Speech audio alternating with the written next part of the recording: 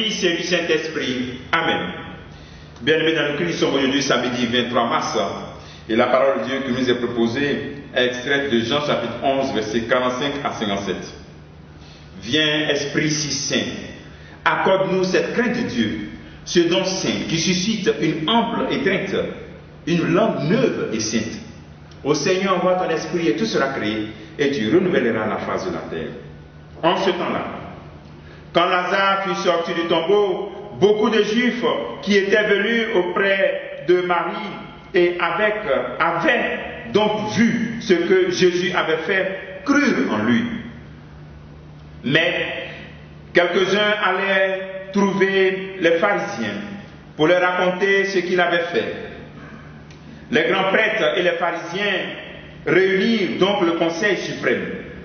Ils disaient: qu'allons-nous faire? Cet homme accomplit un grand nombre de signes. Si nous le laissons faire, tout le monde va croire en lui. Et les Romains viendront détruire notre lieu saint et notre nation. Alors, l'un d'entre eux, Caïphe, qui était grand prêtre cette année-là, leur dit: vous n'y comprenez rien. Vous ne voyez pas quel est votre intérêt. Il vaut mieux qu'un seul homme meure pour le peuple et que l'ensemble de la nation ne périsse pas. Ce qu'il disait là ne venait pas de lui-même, mais étant grand prêtre, cette année-là, il prophétisa que Jésus allait mourir pour les nations, et ce n'était pas seulement pour la nation. C'était afin de rassembler dans l'unité les enfants de Dieu dispersés. À partir de ce jour-là, ils décidèrent de le tuer. C'est pourquoi Jésus ne se déplaçait plus ouvertement parmi les Juifs. Il partit pour la région proche du désert, dans la ville d'Éphraïm, où il séjourna avec ses disciples. Or, la Pâque juive était proche. Et beaucoup montèrent à la campagne, de la campagne à Jérusalem, pour se purifier avant la Pâque. Ils cherchaient Jésus. Et dans le temple, ils se disaient entre eux: qu'en pensez-vous? Il ne viendra sûrement pas à la fête. Les grands prêtres et les pharisiens avaient donné cet ordre: quiconque saurait où il était devait le dénoncer, pour qu'on puisse l'arrêter. Acclamons la parole de Dieu. Louange à toi, Seigneur Jésus. La décision de tuer Jésus est prise. Nous sommes à la fin de ce discours, après la résurrection de Lazare.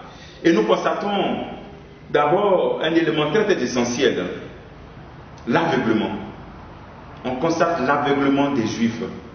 C'est-à-dire, Jésus vient de faire une merveille. Lazare revient à la vie. Mais à cause de cela, au lieu de croire, il refuse de croire. L'aveuglement. C'est dangereux souvent, l'aveuglement. Et surtout quand on ne sait pas, on n'est pas conscient qu'on est aveuglé. On pense qu'on est la vérité, on est aveuglé. C'est vraiment très dangereux. C'est ce qui a valu la mort du Christ. L'aveuglement des grands prêtres. Ils étaient très aveuglés. Donc quand je vais accomplir ce que je veux, je rentre en aveuglement. Quand je cherche seulement ma sécurité et non la volonté de Dieu, je peux rentrer dans l'aveuglement. Quand je me ferme à tout ce qu'on me dit, aucun conseil n'est bon, tout est mauvais, je risque de rentrer dans l'aveuglement. Parce que quand même, tout le monde n'est pas mauvais. Non, tu fermes à tout. C'est ce que toi tu penses ça seulement qui est vrai. Ça, c'est le risque d'aveuglement et c'est dangereux. C'est très dangereux.